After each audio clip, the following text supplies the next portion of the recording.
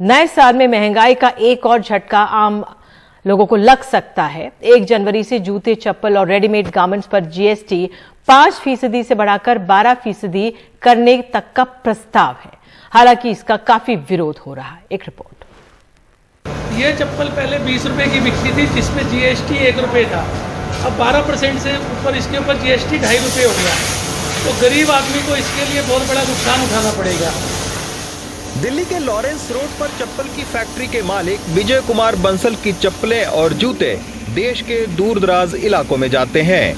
Corona के चलते घाटा खा चुके विजय कुमार अब जूते चप्पल पर जीएसटी बढ़ाने की बात सुनकर नाराज हैं। उनकी सस्ती चप्पलें अब महंगी होंगी, जिससे बिक्री घट सकती है।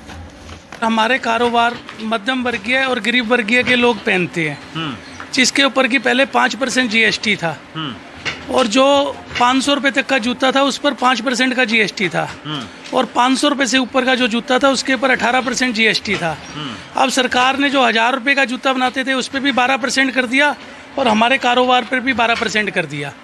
जो कि 20 रुपए की चप्पल के ऊपर हम 1 रुपये जीएसटी देते थे, अब वो हमारे को 2.5 रुपये देना पड़ेगा बढ़ाकर। और गरीब आदमी की जेब के ऊपर इसके ऊपर बहुत भारी नुकसान होगा। अच्छा। और दूसरा, फैक्ट्री के अंदर लागत भी बढ़ेगी। इसके अलावा रेडीमेड गारमेंट पर भी जीएसटी 5% से बढ़ाकर 12% करने की योजना है। यानी 200 रुपए का जो कपड़ा अब तक 210 रुपए में मिलता था, वो अब बढ़कर 224 रुपए तक हो सकता है। ट्रेडर्स एसोसिएशन ने भी वित्त मंत्री को पत्र लिखकर कहा है कि कपड़ों पर जीएसटी 5% रखी जाए। टैक्स बढ़ने से कोरोना काल के घाटे से उबर रहे छोटे कारोबारियों को झटका लगेगा।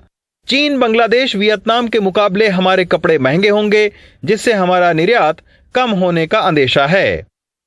देश की 85% जनता आज भी 1000 रुपए से नीचे का कपड़ा या जूता खरीदती है और वो अब 12% के दायरे में होगा। Confederation of all India traders ने इस मुद्दे को लेकर के केंद्रीय वित्त मंत्री श्रीमती निर्मला सीतारमण को एक पत्र भेजा है और उनसे आग्रह किया है कि इस वृद्धि को स्थगित किया जाए और व्यापारियों से बात करके इस पर सहानुभूति बनाई जाए। उधर तेलंगाना के कॉमर्स मंत्री और पश्चिम बंगाल के वित्त सलाहकार अमित मित्रा ने भी पत्र लिखकर केंद्र सरकार को आगाह किया है कि जीएसटी की दर बढ़ने से करीब 15 लाख रोजगार और 1 लाख छोटी यूनिट पर असर पड़ेगा।